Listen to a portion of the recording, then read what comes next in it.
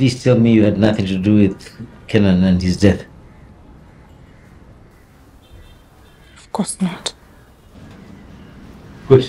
That's good news. Lakini nini? What aren't you telling me?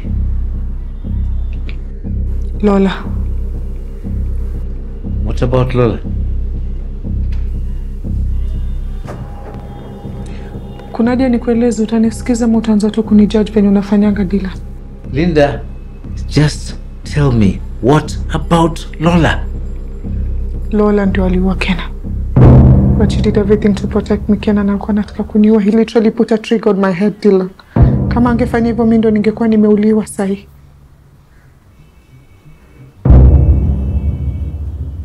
You knew about this and you didn't think it was important to tell me, yeah?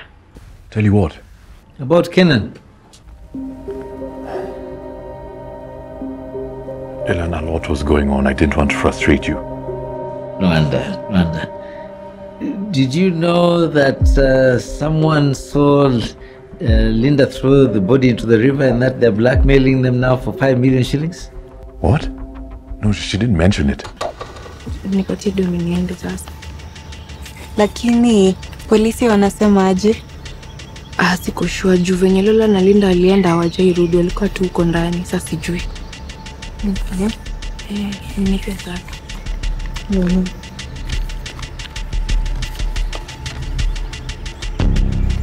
Na sasa unajua utaanza kunieleza hii pesa. Inaanza kuwa kidogo. You know, I can always talk about it as long as information unanipea ni legit.